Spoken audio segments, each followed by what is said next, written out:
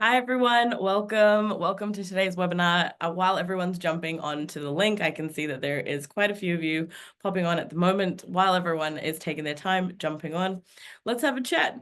As you can probably hear, I am feeling a little bit under the weather this week, but that's fine. We are trucking along. I hope that the cold weather hasn't eventuated into a cold or a flu for any of you out there, but if it has, then I hope you are keeping well. I've got Bernie in the back off camera on mute, and she will be there to kind of answer any logistical questions. But Bernie is also coming down with a bit of a sore throat, so it is that time of the year, isn't it? End of financial year in Australia, but it is full swing with the flu in New Zealand. So I hope you guys are doing okay. Let me know in the chat down at the bottom how everyone's doing, and if you guys have been battling the cold. Hopefully everyone that's tuning in from Nelson and everything is doing okay, and you've been trucking along fine. But I'm excited about today's webinar regardless. We're going to be talking about a very interesting topic. I think a lot of times what we see is that this topic is discussed, but probably not in as much detail, and maybe not as practical as what you might need. And hopefully today I will be able to deliver on that. And of course, we have the Q&A portion, so you'll be able to ask your questions. So how is everyone going? I'm wondering what's happening in your space. We know we've heard a lot in the last couple of weeks about the Employment Relations Amendment coming up just around the corner, probably in the next few months.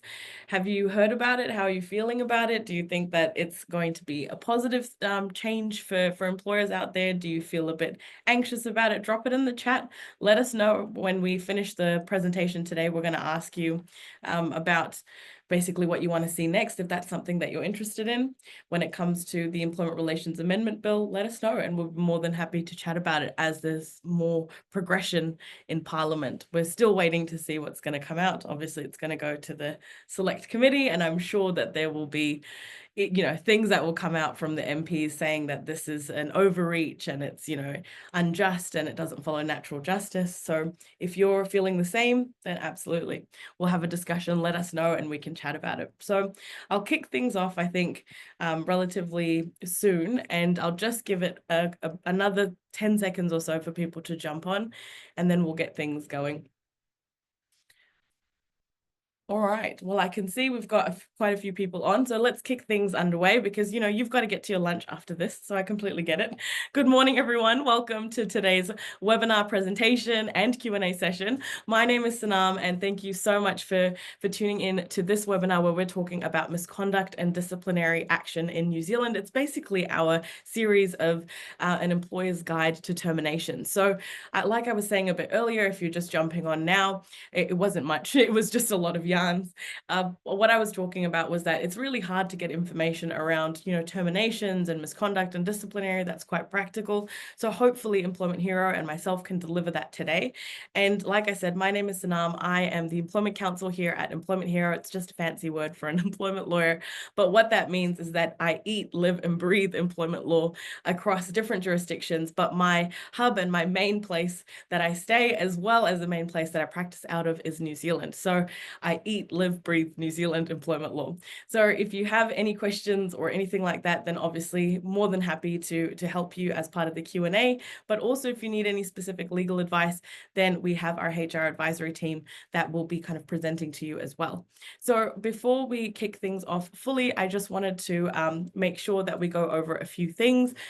So just in terms of housekeeping, this will be recorded, so don't worry about frantically writing anything down. I know that this is a big topic and it is something that is quite hard because employers get this wrong time and time again. And unfortunately, the law is not made simple and easy for you to just be able to pick up and kind of run with it. So I completely understand. And don't worry about frantically writing everything down. This will be recorded. We'll send you through the slide deck as well as also the recording and some extra bits and pieces that our team have prepared as well.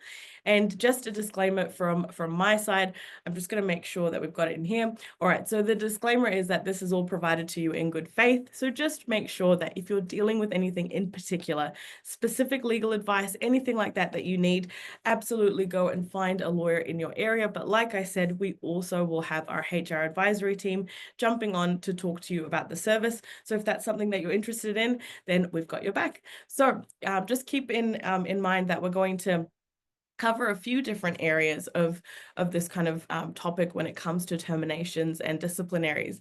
And what I wanted to really do as part of this discussion is really unpack what misconduct is, what we're looking at when we're looking at warnings and disciplinary or even terminations, and then also looking at the process from start to finish, as well as what happens when you want to actually terminate and what pitfalls there are for a lot of employers out there.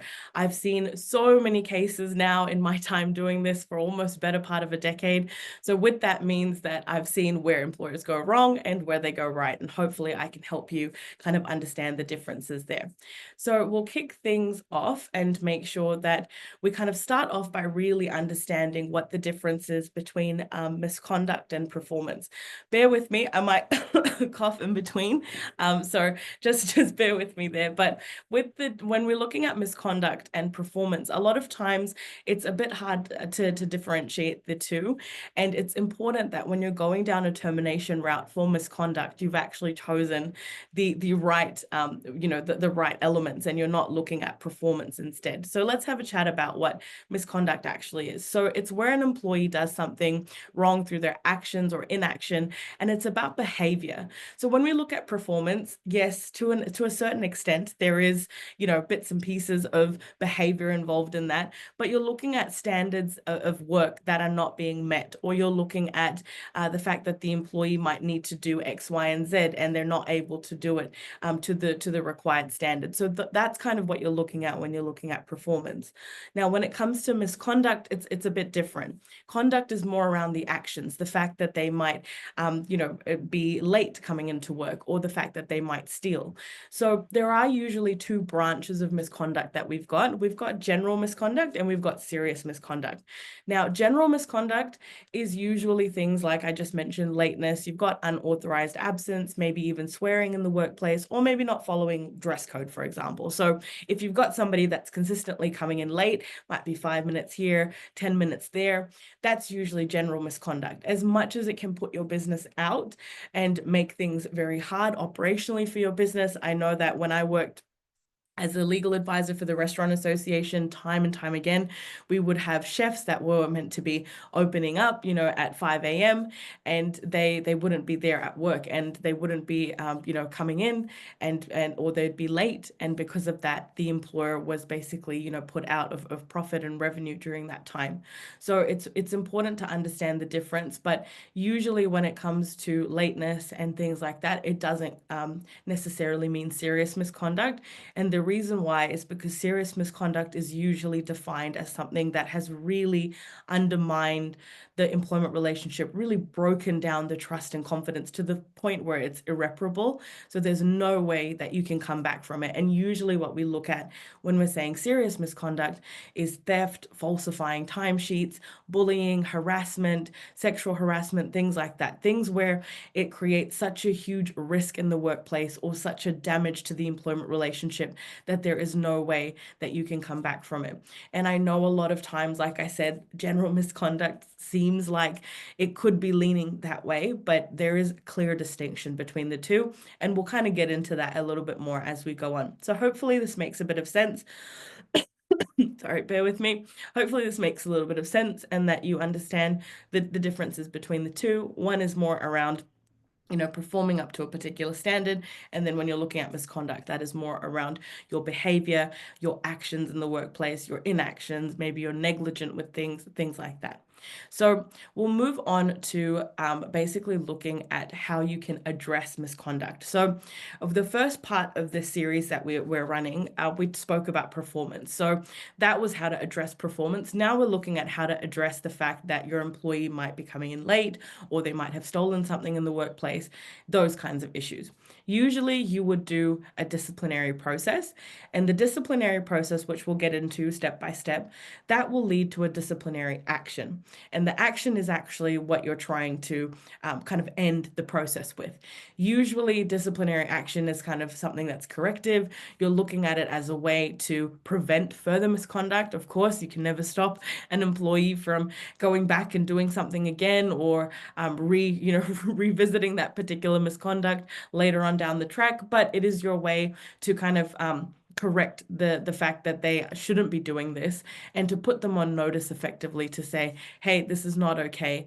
You need to make sure that moving forward, this isn't something that you do. And usually the way that you would do it with the disciplinary process is to end that with some sort of action that might be a written warning. And in serious cases, that's when we look at a dismissal, or what we normally call a termination.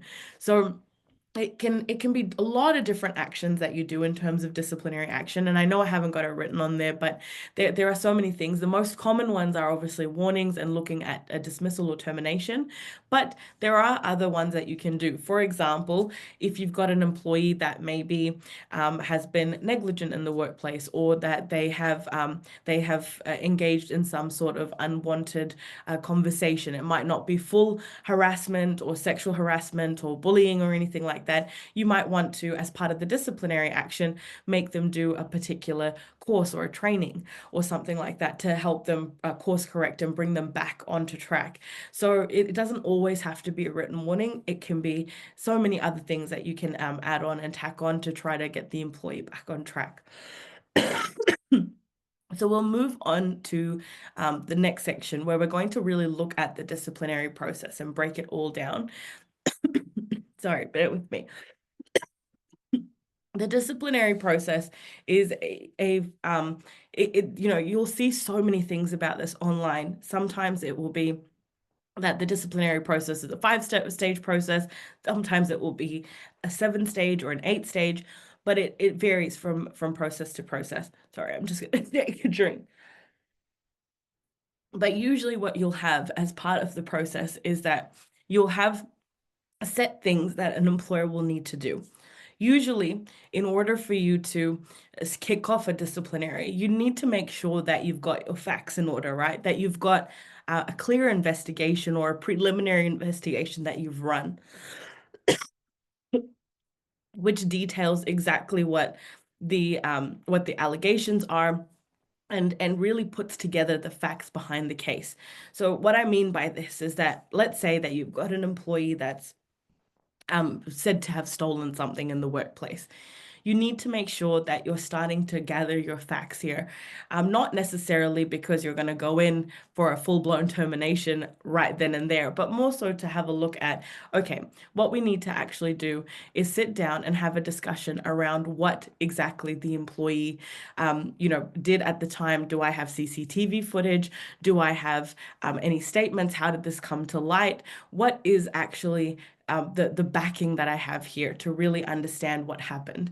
And it's all about looking at if you have enough information, because as we kind of go through this, I'll talk about exactly what's required in order to terminate. But a key thing is that you need to act in good faith. You need to also make sure that you have a good reason and that you are following the right procedure. So in this case, the procedure step by step you might be doing, but you need to make sure you have a good reason. And the only way that you can say 100% that I have a good reason to terminate here, for example, is because you've got all your ducks in a row and all the facts aligned as well.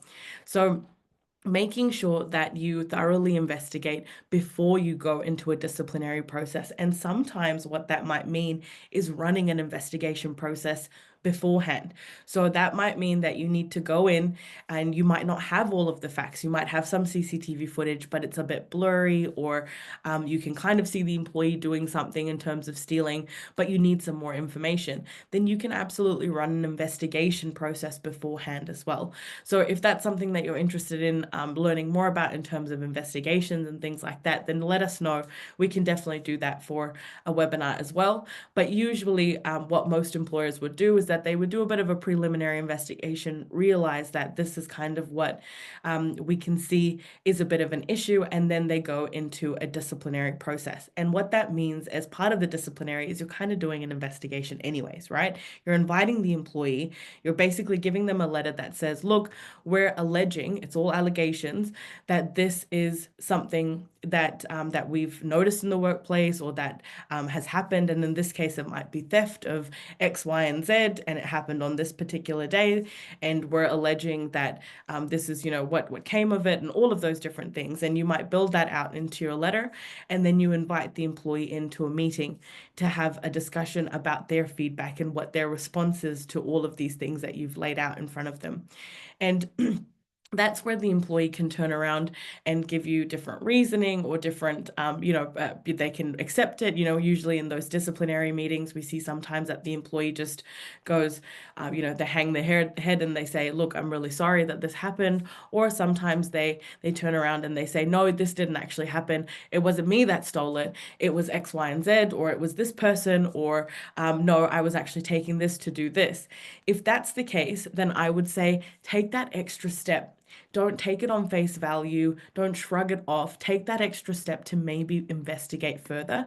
And this is where I was saying that disciplinary processes can vary. Some people will give you, 3 boom, boom, boom, that you just do this. But the reality is that employment law has twists and turns, and your employment relationship has the same. So what I would always recommend and suggest in those situations is really see what the employee has come back with. If they're saying things like, no, it was this person that actually took the money, and maybe on CCTV footage or whatever you've got, it might seem like it could be that particular person as well, or maybe there could be another storyline there, then it's important to take that extra step and investigate further. So that might mean just meeting with the people individually to see, whoever the employee is called out, to see what they have got to say, maybe getting a written statement from them, whatever is required, but you'll have to gauge that depending on the circumstance. So that's usually where this is headed. And like I said, the further investigation, that extra step, it's only if it's necessary. A lot of times employers will usually know there isn't anything additional that the employee says. They might not even provide any feedback other than I'm sorry or okay, and that might be it. But just in case, you might need to conduct a further investigation.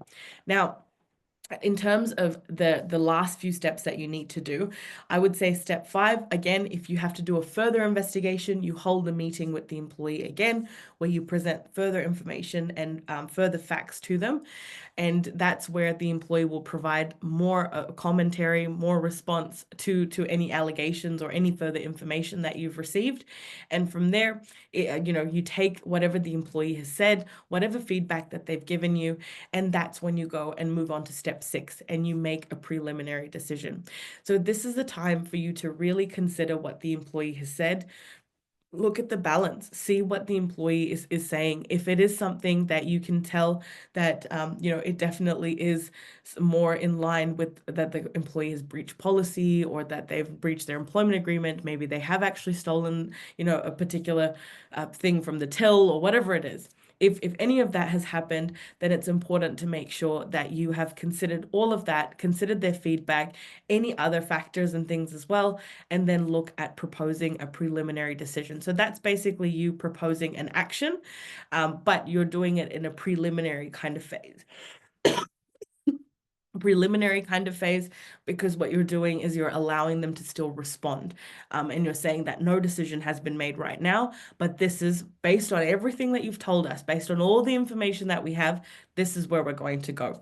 And then from there, the employee will provide their feedback, and they might not do that, or they might choose to do it. I would usually say that you can ask the employee to come into a meeting, or you can even have the employee do it in writing. Sometimes meeting is a lot better, and writing can be, the secondary option if the employee doesn't actually want to come in. But it's always good to do these things face to face. I know that it can make it really hard on the employer, and you don't want to open up a can of worms. You don't want to have the conversation, but it does humanize the situation a little bit more. And then the last step in the process would be to make a final decision. Now, usually at this stage, it's after you're considering everything that the employee has come back with in terms of their preliminary feedback when you gave them that decision. And it's also making sure that you've kind of laid out here and explained again why you've reached this decision and given them, additional context in writing. And so that's where you would issue out a letter to the employee. Sometimes you would meet with them, especially if you were looking at doing a termination. I would always say meet with them. It's just, like I said, a more humanizing thing to do. And what I would say as part of this process is to really make sure that you avoid predetermination, that you don't have any pre-prepared warning letters or dismissal letters or anything like that. One thing that, sorry, bear with me. One thing that doesn't really get discussed too much is the fact that your dismissal letters and your warning letters shouldn't be drafted well in advance, because you don't want to make it look like you've already made a decision before it's actually been made. And something that gets kind of lost a lot in these conversations and these webinars is that under the privacy legislation in New Zealand, the employee can request for anything and everything that has their personal information on it, which is their name effectively, any identifying markers of theirs or anything like that. So all of those communications you might have, maybe you're in a HR team and you're speaking to people on Slack or Teams or via email, or maybe you're drafting and you've got documents ready to go. All of that can be included as part of a Privacy Act request. And just only a few weeks ago, I was talking to somebody in HR that works, in another company, and they were saying that the issue that they had was that they had a Privacy Act request and they had just started drafting, the next letter as part of the stage. Do they need to provide that or not? And unfortunately, if it's got the employee's details, name, and all of that on there, then that could be something that needs to be provided. So just be careful when it comes to that. And what I would say as well is that just making sure that you're kind of understanding exactly what stage you're at in the process is really important. And if you feel iffy about it, not right, go out and get advice. If you feel like you've missed a step in the process, you can always pull it back. So you can always pull it back and admit fault and say that you want to do right by the, employee, right by your employment obligations, and you're trying to make sure that you rectify the steps in the process.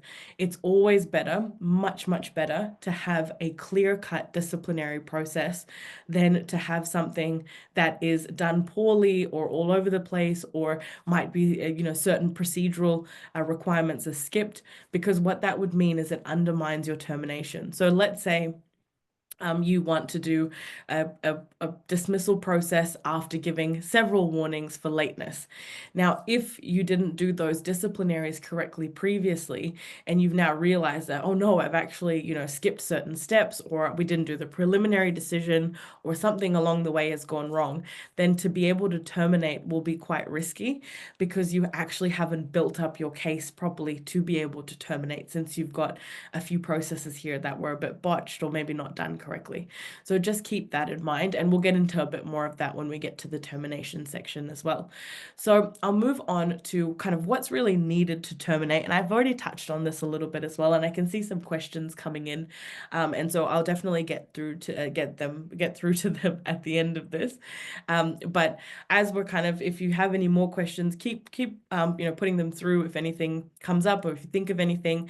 But in terms of what's really needed to terminate, like I said, you really need two prongs to termination. Same thing with performance. The prongs still exist. Same thing when it comes to misconduct terminations. You need to have a good reason, and you need to follow a fair process. So we call that substantive justification, and we call it procedural fairness. Now, a lot of times it seems like you have a good reason, and this is where a lot of employers fall by the wayside, because good reason doesn't just mean that, oh yes, I know that they've done X, Y, and Z because I can see them on CCTV footage doing it.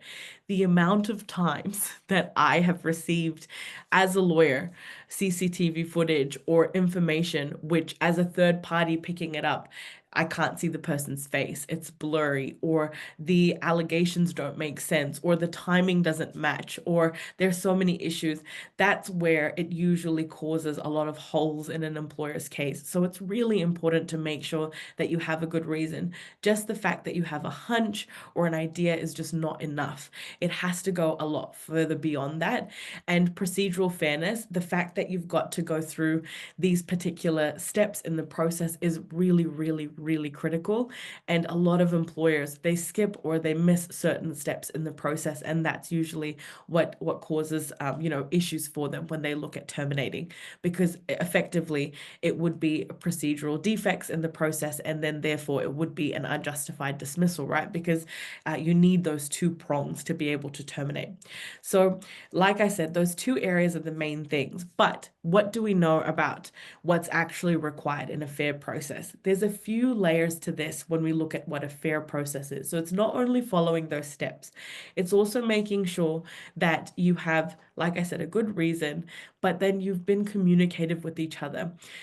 A key part of being able to terminate an employee is your good faith requirements. Now, I talk about this a lot, I hammer into it a lot, but good faith is something that we always forget to discuss. And it's because it's not like the best, prettiest part of employment law. It's usually the one that makes employers feel like, oh, why do I have to do this? And it's a requirement under Section 4, I believe, of the Employment Relations Act, but correct me if I'm wrong.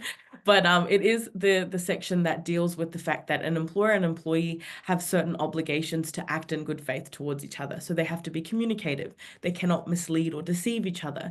And one of the key requirements in there is that if an employer is going to terminate an employee or do anything that adversely affects their continuation of their employment or their employment in general, they need to make sure they give the employee all of the facts, figures, information possible so that the employee understands full well what is going on and what will happen moving forward. It can't be ambiguous, it can't be vague, it can't be broad, it needs to be very clear. And that's something a lot of times that employers forget to do, or when they're doing the process, they don't give all of the information up front. And it's usually because you don't want to open up this whole can of worms, but giving that information up front, and how you would do that in the disciplinary process would be very clear allegations, very clearly laid out, important information in there around exactly the who, what, when, where, how, all of those things, rather than having it quite broad and just saying that it is alleged that you did X, Y, and Z. So you need specifics around that. And that's where I would say providing all of that to the employee, making sure that you're not making a decision beforehand, all of that stuff will make a big impact in terms of your process being more airtight. And investigating thoroughly. So I spoke about this and I hammered onto this a couple of slides ago, but again, just to reiterate that point, making sure that you provide the employee with all the relevant information, such as interview notes and statements, and anything that you've kind of relied on is very critical. I would even go so far as part of the disciplinary process, if you're doing the meeting, I would give the employee meeting minutes. If you feel like you feel uncomfortable with that, the reality is that the employee can ask for those anyways, if you have done the meeting minutes and they want to do that, as part of like a privacy request. But aside from that, it's also making sure that you're giving them everything up front so that they can provide sufficient feedback, right? And again, that leads to get the employee's feedback, get their side of the story, note that side down. It may be absurd. Trust me, I have seen, sorry, I have seen, very passionate here. I've seen some weird and wacky, defenses on the part of the employee, their reasoning. And I completely get it. It can be crazy, it can be absurd, but it's better to have it written down and have their account of what's happened. And I would even build that out into the preliminary decision letter as well, where I would reference exactly what the employee has said as their side of the situation. And then it also makes it look like you have genuinely actually taken that step to consider what they've said. And make sure as part of this that you are impartial as you possibly can be, because the employee should be able to bring a support person, they should be able to bring a representative, and if they ask for one, then I wouldn't stop them or anything like that. They can seek legal advice and independent advice, but more importantly, it's important that you stay as impartial as possible. And by doing that, it's critical for you to not make any, decisions beforehand, not come across as that you're specifically against this particular employee, that you're disadvantaging them in any way, because it's very easy, especially if they've got a support person or a representative or something like that, to really dig a lot deeper and be able to pick it apart and actually see that maybe, the decision maker is not as impartial as they're saying that they are. And that's why sometimes it's a lot better to have, if you've got a larger company, to have the decision maker or the person that will be kind of deciding if there's termination happening or a warning, that person is the one that is kind of doesn't take the meeting notes or anything like that. They're there to just communicate with the particular person and go through the process. So a reason for a dismissal and a termination effectively would be for serious misconduct. So that would be like we discussed earlier, theft, things like that. Or you would have repeated general misconduct. So that's really important to know as well. You're not doing for general misconduct. So if we're talking about lateness, or if we're talking about maybe that they've, not worn the correct clothing or attire, or things like that, or it might be slight PPE issues and nothing crazy, health and safety wise. That requires repeated general misconduct. So that would be classified as general misconduct, and we would need them effectively to do this a few times with warnings for you to be able to look at terminating. So usually the way that we say it is an escalation of warnings, that you give them, one disciplinary process, one warning letter, then you move them on to the next disciplinary process, warning letter if they do it again, and you just repeat the process that way. Okay, so I think we're almost getting towards the nitty-gritty part, which is when we're looking at actually terminating for misconduct. So keep in mind, this is what you actually need to terminate. And I would say for a fair process, those are all the additional bits that you really need. Now we're actually going to be looking at terminating, and when you're actually going to terminate, what you need to really be looking at and doing. Thank you for bearing with me through this. So, termination can happen in two ways. And like I said it a few times, termination, dismissal, same thing. What we're looking at is dismissal. Is usually a situation where we've got general misconduct, it's usually with notice, and then you've got summary dismissal, situations of serious misconduct.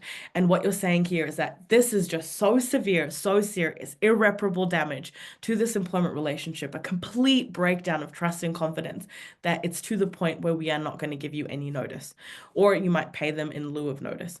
And the fact that you are going down a summary dismissal route, it is going to have to be a lot stronger of a case, because you are effectively saying that this is so bad that you don't even get your entitlement as per your employment agreement around the notice period that we're meant to give you.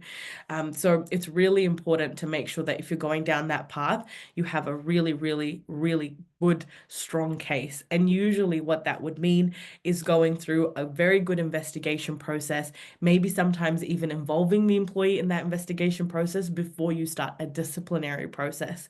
And then doing the disciplinary, using each and every single step, taking a step back, investigating further if you need to, and then looking at issuing a dismissal or a termination.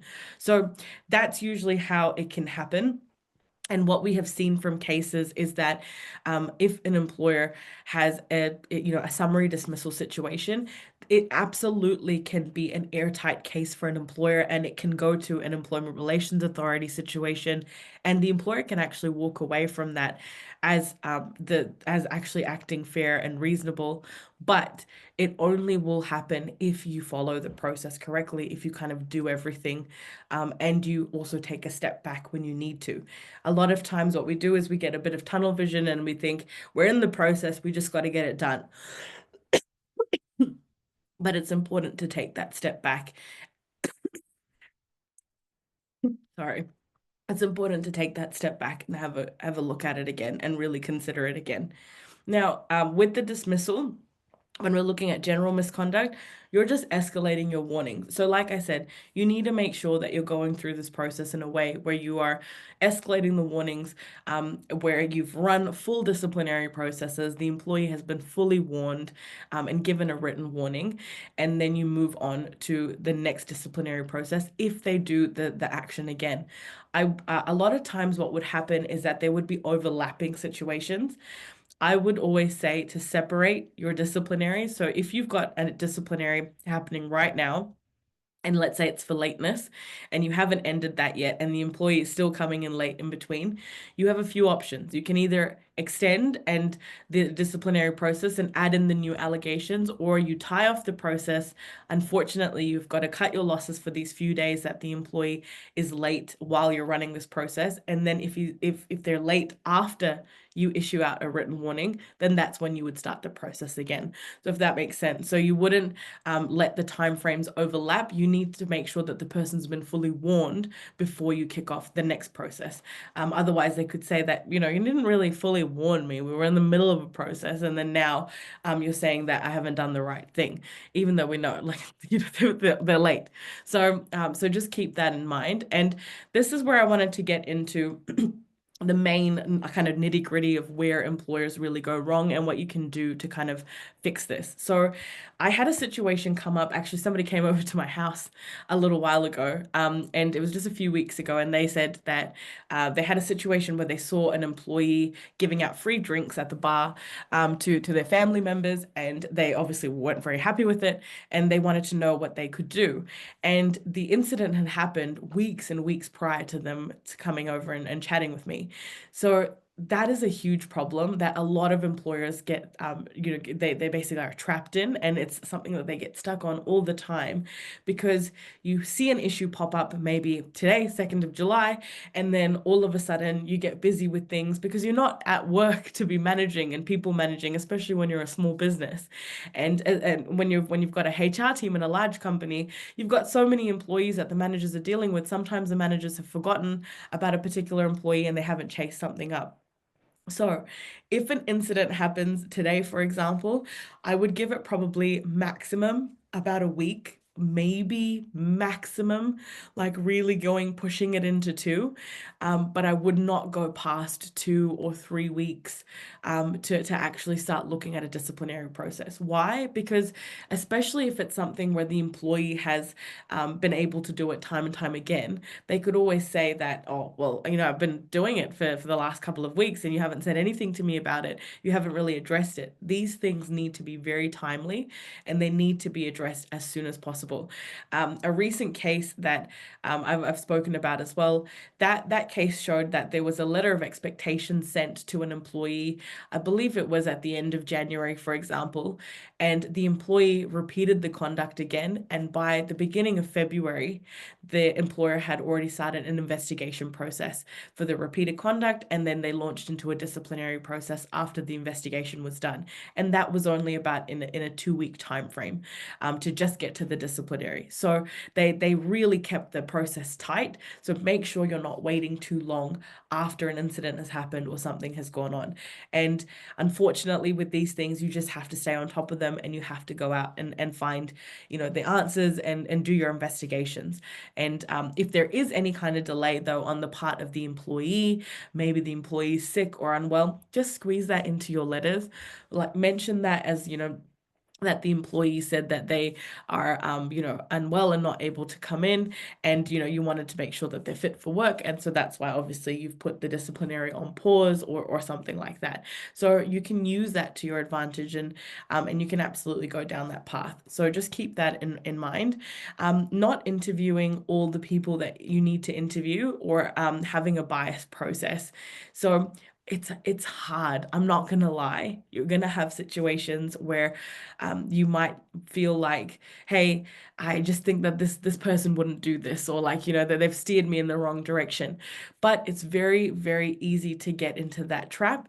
And so it's a lot better to just do the investigation and to take it that extra step further and interview whoever you've got to interview. Now, obviously, if that such and such person wasn't even there on that day, then yes, absolutely, you could discount them for those kinds of reasons. But if you have a feeling or anything like that, I wouldn't go off of that, just because it doesn't hold up in court, right? That's what we know. When it goes to the Employment Relations Authority, it doesn't really hold up. Sorry, another cough coming. Now, making decisions based on feelings rather than facts, again, that's what I kind of just mentioned as well. And failing to consider the employee's explanation for their behavior. One of the key things I always ask, if anyone ever brings up the fact that, this is the allegation that we've got, is there another explanation?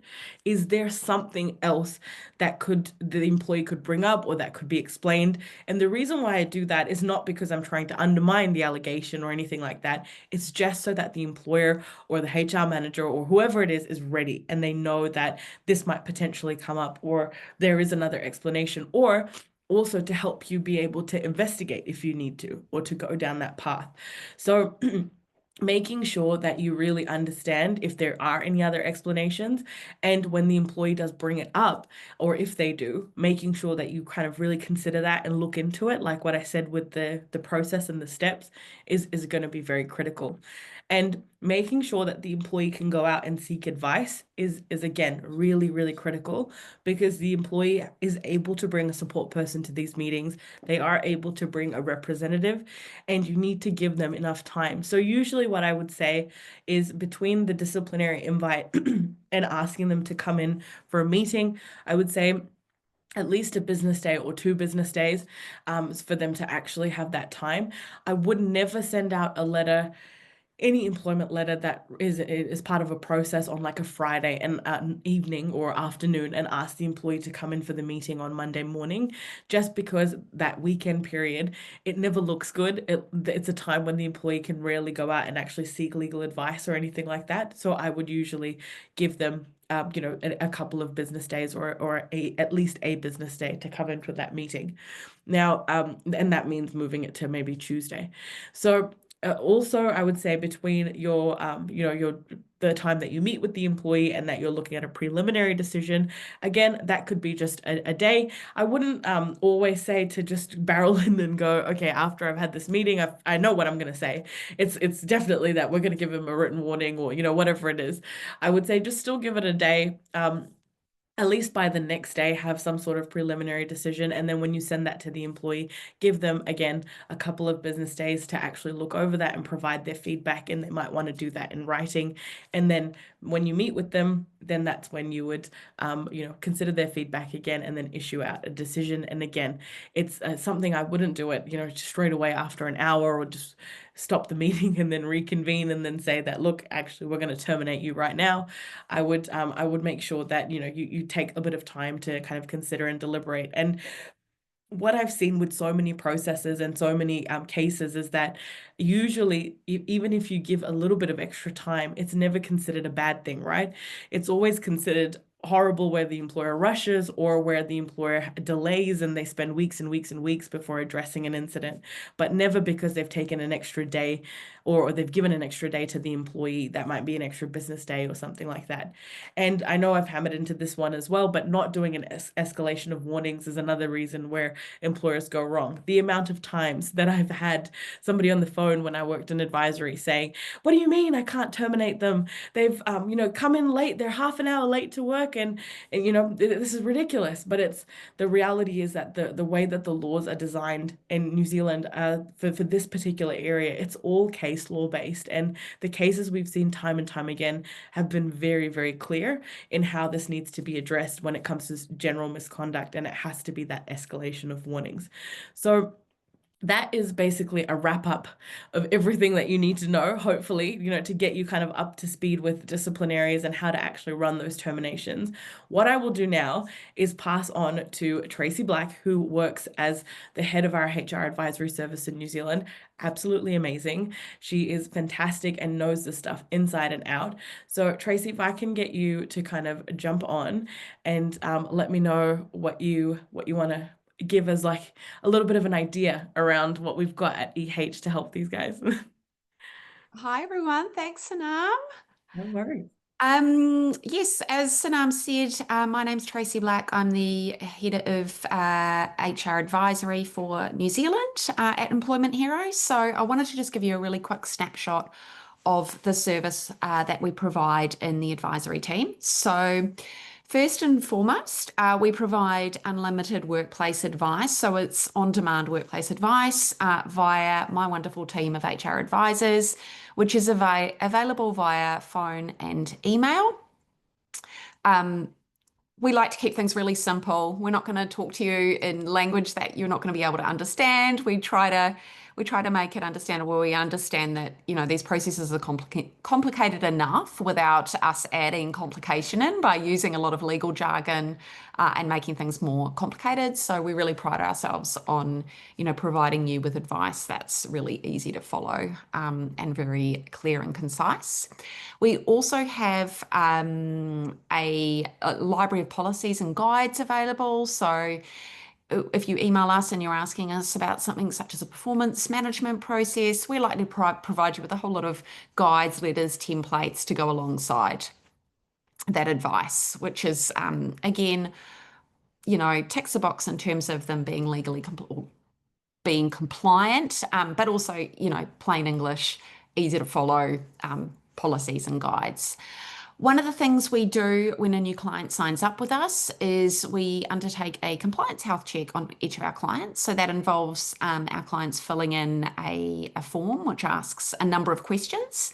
And you tick off, you know, a number of different elements around the current compliance health within your business. And then we're going to provide you with an audit report, which essentially goes through where you're at as an organisation against each of those areas.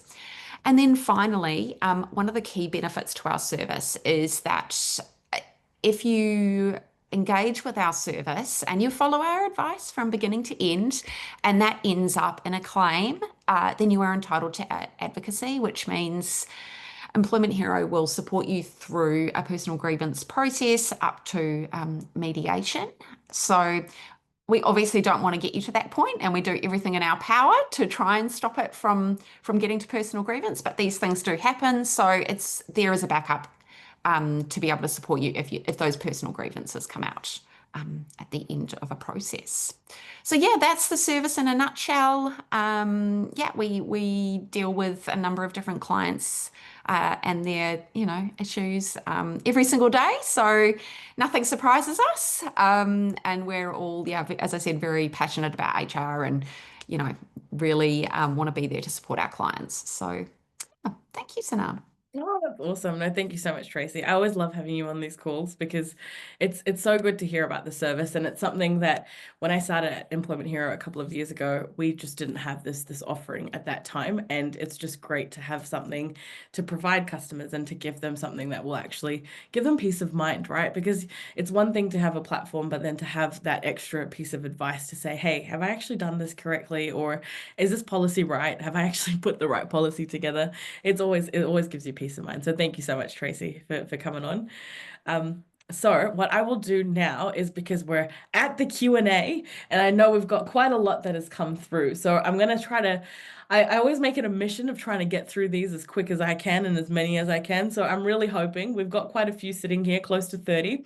So let's see if we can go through them as quick as possible. So One of the questions that came up is that when you're doing an investigation, do you have to inform the employee that they are being investigated?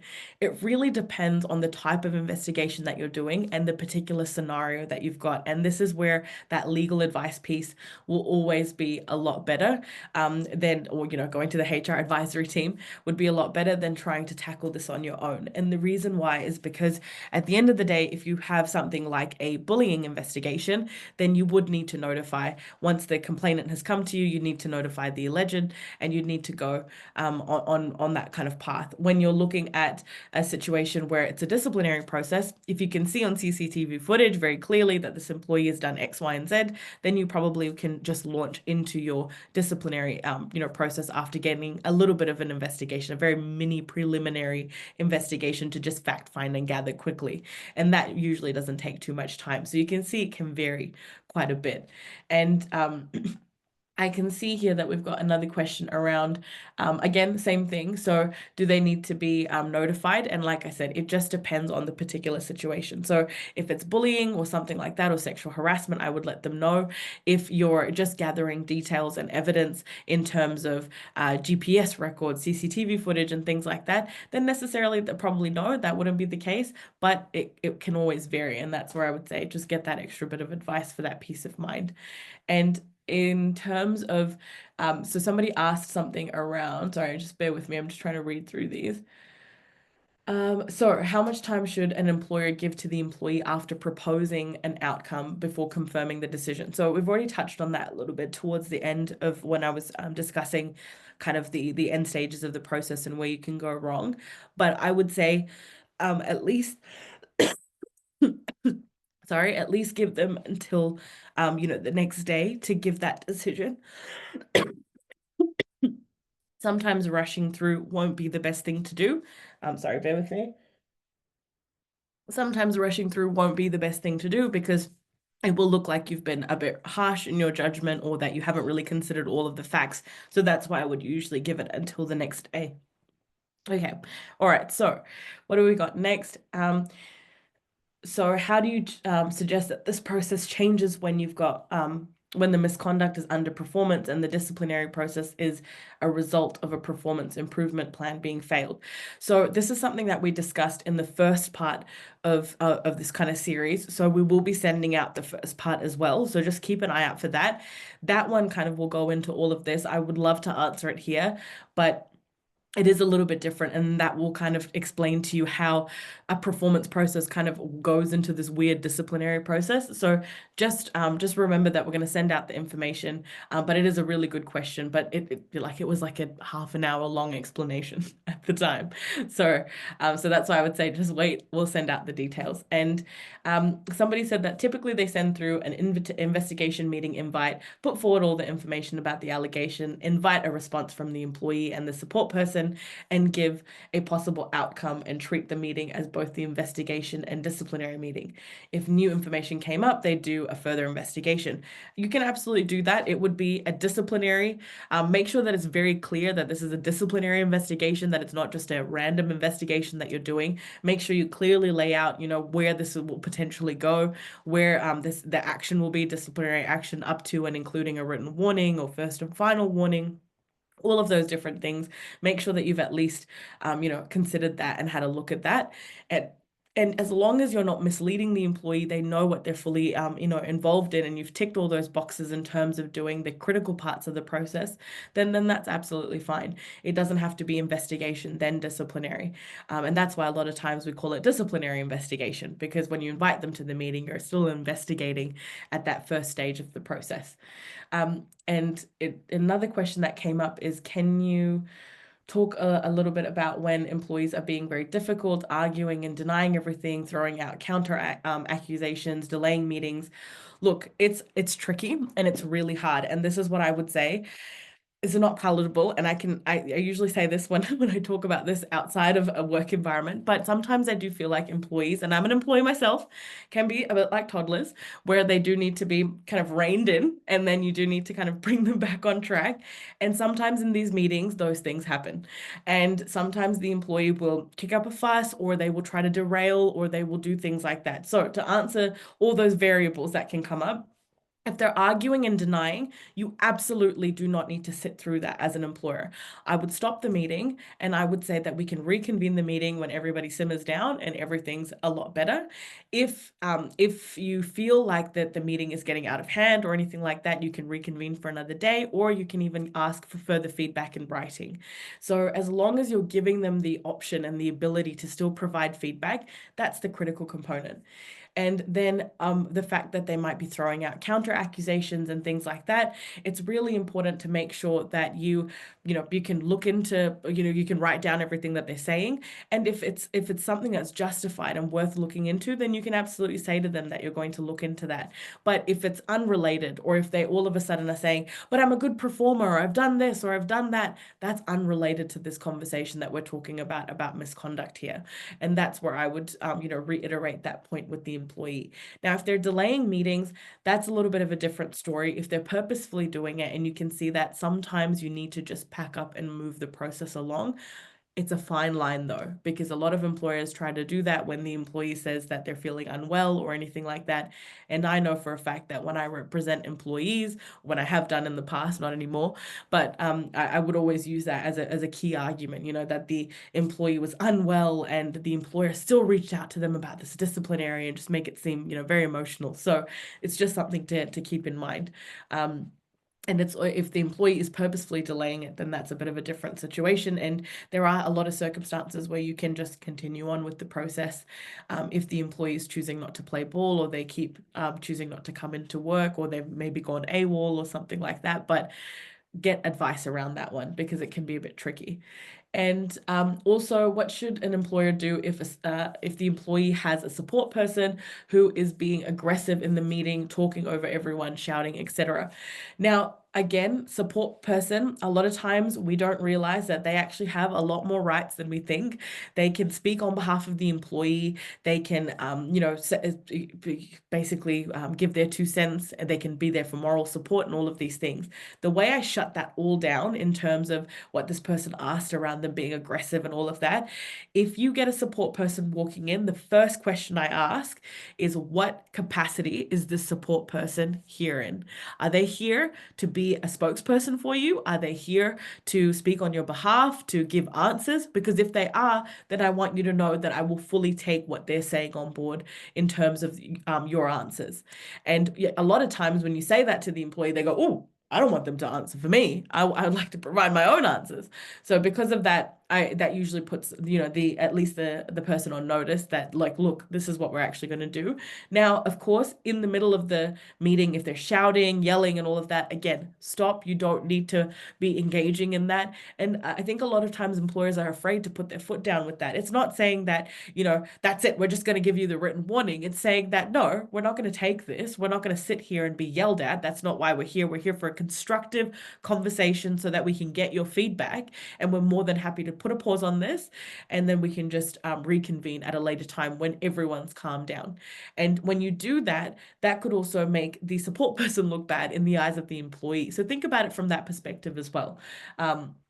Another thing that somebody has asked is, what is your opinion on voice recording meetings? Now, it's tricky, right? When you voice record a meeting, it can be really hard to back out of anything if you've said anything that might be self-incriminating or anything like that. But if you stick to what the purpose of the meeting actually is, and that it is about the fact that you are just trying to get the employee's feedback, you might ask further questions, but you're not really doing anything which is accusatory or anything like that, then voice recordings will be fine. You don't have to agree to a voice recording, but the employee a lot of times can record without your consent, and that would be okay, but you can't do it as an employer without the employee's consent. I know it's not a fair world we live in, and it's really unfortunate, but this is unfortunately how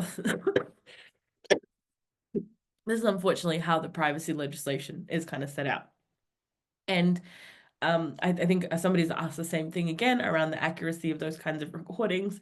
And can you gather all evidence and download it into an AI agent and give an unbiased view based on evidence? Look, you can do that if you want, but I think that the reality is, what with the AI agent, we know that there is a certain degree of bias still at the moment when it comes to assessing things and all of that.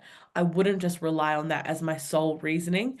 And it's because right now we know that there are still bits and pieces that are not fully captured when you're using, AI agents, when you're using Gemini, ChatGPT, and all of those things. So I would say use it maybe as a supplementary thing, but use your judgment and your analysis first, and maybe even use that as kind of the next stage of maybe assessing the evidence and the information. So sometimes I know it can seem a lot easier to use these things to simplify a workload, but streamline it in a way which doesn't undermine the compliance aspect of what you're doing. So that could be drafting letters and all of those kinds of things, and then you add in your bits and pieces that you need to. I've got another question here, is that yeah, so absolutely, you guys are going to get a recording, and don't worry, we will send it out to you. And I can see. So somebody said that, is it possible to do audio recording of meetings to write up minutes later? Yes, you absolutely can do that, as long as you get the employee's consent. Make sure that they are happy for you to, be recording them, and make sure that you are either going to retain that information or you're going to delete it, and you explain that to them. Same thing with the AI agent as well. For the person that asked, that is personal information that's specific to the employee. You need to make sure that you understand what's happening with the information sitting with the AI agent as well. Same thing with the recording. What's going to happen to that? What if the employee wants that information? What if they request it? What's that third party going to be using it for? All of those kinds of things needs to be considered. And another thing that that someone else has asked is, would you sorry, let me just bear with me. These questions are getting long and hefty. How to handle when a witness asks not to be named because they are concerned about repercussions. Look, the reality as part of these processes is that if you're doing something like a bullying complaint or a sexual harassment situation, yes, you have a health and safety duty and a positive duty to make sure that you try to, mitigate and minimize risk in the workplace. But in order for you to investigate thoroughly, you need to have the person be okay with presenting a statement and naming, because it could seem like a massive disadvantage. The employee wouldn't be able to comment on something that they don't fully understand and know. And we know that good faith requires you to give all of the information upfront to the employee before making any decisions or anything like that. So, sorry, bear with me. So if you, what changes in process happen if you discover that someone has been falsifying timesheets for over a year? This takes more than a week to investigate. Is that okay? Or do you have to wait until it happens again? So sometimes you get tipped off today and you realize that, oh my goodness, this has been happening for 6 or 7 months. And you open up this whole can of worms, and you're thinking, oh my gosh, what do I actually do? That is fine. If you need to collate information and take some time to get that information and that data, you absolutely can. Just justify it and explain it. That's where I think the conversation falls really short. There is no conversation around justification or anything like that. Bernie, let me know if it's okay. Okay, perfect. I can see Bernie saying we're gonna wrap up soon. I'll keep it quick. So, no, so somebody has asked if for a support person, is it okay to tell the employee that they can't use someone from the business? Unfortunately, no, unless it's a massive conflict of interest. So unless there's a massive issue where the person shouldn't be there, maybe there's allegations against them, or in the middle of all of this kerfuffle, if anything like that is happening, then yeah, that's when you can, justify and say no. But if there is a situation where it's more that they're mates and you just feel a bit awkward because of confidentiality, then unfortunately, no, it's really hard to stop that from happening. And Bernie, I promise one more, because there's just so many. So somebody said several warnings, but different misconducts. Can you terminate? This is a really good one. And sorry, Bernie, I'll just quickly answer it.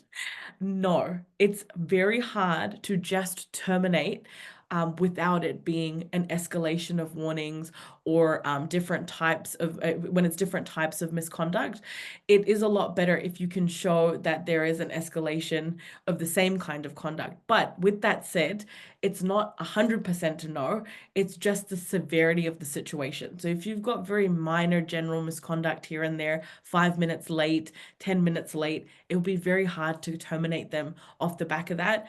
I know because I have seen the cases that have also gone to the authority where I've been, involved in them and had to come in to represent the employer once they've done this, and usually it's a no-go. So if it's several warnings, as long as you can kind of show a pattern happening there, or show that there's, this is getting really out of hand, it's now really breaking down the employment relationship, it will be hard to terminate them off the back of different types of misconduct. And it also depends on the severity of the misconduct. So have a look at it that way. And oh my goodness, I can still see questions coming in, but I know Bernie's going to be like, no, Sanam, we've got to wrap this up. So make sure that you guys just remember that we're going to be sending out the recordings and all of that kind of stuff. So you don't ever have to worry about all of that. And we'll be sending extra materials and information to you. I just want to say a massive thank you to everyone. Please, please, please know that I am extremely apologetic for coughing this much and just being not on top form today, but thank you so much. It is just winter. It's fine. We'll get through it. Summer's just around the corner, right? And so thank you everyone so much for submitting your questions. And, I think we got through quite a few of them, but if anything else comes up, you can always reach out, speak to our HR advisory team as well. And I just want to say a massive thank you. Like I said, I live, eat and breathe employment law. So if you want, check out Employment Heroes LinkedIn, check out my LinkedIn, and I'd be more than happy to connect with you all. And if you have, any questions or anything like that, reach out to the team. Like I said, we're going to be sending you more information and a pack with all of the additional slides and everything in there. So absolutely make sure that you keep an eye out for that. And with that said, thank you everyone. I really appreciate all of you taking out your time. I hope you have a lovely afternoon, and we are going to have a survey that's going to pop up at the end of this. Bernie, you thought I forgot to mention it. And so when that survey does pop up, please let us know, what you're thinking in terms of what you might want to see in the future, and also how you think this webinar went. Like I said, I'm sorry about the coughing. I promise it will be better next time. And I hope you guys have a lovely rest of your day. So thank you so much, everyone. Have an awesome day, and we'll see you the next time.